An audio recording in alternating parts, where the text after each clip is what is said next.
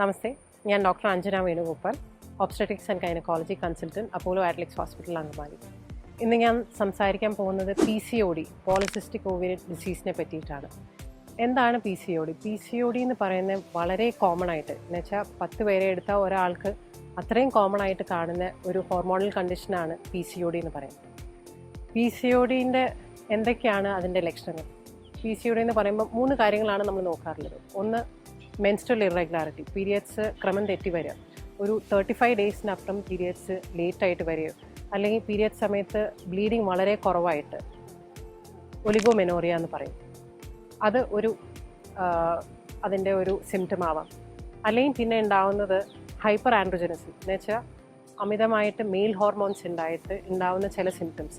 ഇപ്പോൾ മൂക്കുരു, അല്ലെങ്കിൽ മുടി കൊഴിച്ചിൽ, അല്ലെങ്കിൽ രോമ വളർച്ച കൂടുതൽ, പ്രത്യേകിച്ച് ചിൻ, അപ്പർ ലിപ്പ്, ഈ ഏരിയാസിലേക്ക് മുടി വളർച്ച കൂടുതലായിട്ട് കാണാം.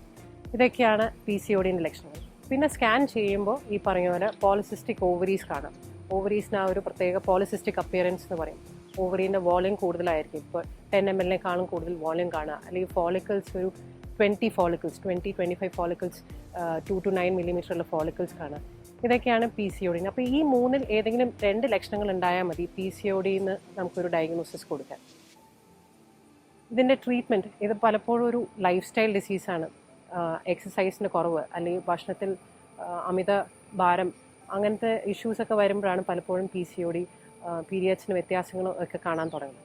അപ്പോൾ ട്രീറ്റ്മെൻറ്റ് എന്ന് പറയുന്നത് ഈ ലൈഫ് സ്റ്റൈൽ മോഡിഫിക്കേഷൻ തന്നെയാണ്. എന്ന് വെച്ചാൽ കൂടുതൽ എക്സസൈസ്, അങ്ങനത്തെ കാര്യങ്ങൾ ഡെയിലി അറ്റ്ലീസ്റ്റ് ആഴ്ചയിൽ ഒരു 4-5 ദിവസമെങ്കിലും എക്സസൈസ് ചെയ്യാൻ ശ്രമിക്കുക. ചെയ്യുമ്പോൾ ഒരു 45 minutes മിനിമം ചെയ്യാൻ ശ്രമിക്കുക. അതിൻ്റെ ഒപ്പം തന്നെ മധുരമുള്ള ഭക്ഷണങ്ങൾ കഴിയുന്നതും കുറയ്ക്കാൻ നോക്കുക. ഹൈ ഗ്ലൈസീമിക് ഇൻഡെക്സ് ഉള്ള ഭക്ഷണങ്ങൾ, എന്ന് വെച്ചാൽ ഐസ്ക്രീം, കേക്ക്, ബിസ്ക്കറ്റ്, അങ്ങനത്തെ ഫുഡ് ഐറ്റംസ് കുറയ്ക്കാൻ നോക്കുക. ഇത് രണ്ടും വെച്ചിട്ട് നമുക്ക് കുറേയൊക്കെ PCOD അങ്ങനത്തെ കാര്യങ്ങൾ കറക്റ്റ് ചെയ്യാൻ പറ്റും. അതിൻ്റെ ഒപ്പം തന്നെ ചിലർക്ക് ട്രീറ്റ്മെൻറ്റ് ആവശ്യം വരാം.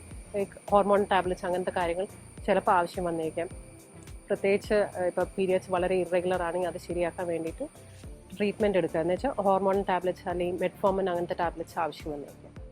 PCODൻ്റെ കോംപ്ലിക്കേഷൻസ് എന്തൊക്കെയാണെന്ന് വെച്ചാൽ ഭാവിയിൽ ചിലപ്പോൾ വെരി റെയർ കേസിൽ ഇൻഫെർട്ടിലിറ്റി അങ്ങനത്തെ ഇഷ്യൂസ് വന്നുകൊണ്ടിരിക്കാം. പിന്നീട് അവർക്ക് ഈ പറഞ്ഞ diabetes, hypertension, metabolic syndrome എന്ന് പറയും, ഹാർട്ട് ഡിസീസ്, അങ്ങനത്തെ ഇഷ്യൂസ് വന്നുകൊണ്ടിരിക്കാം.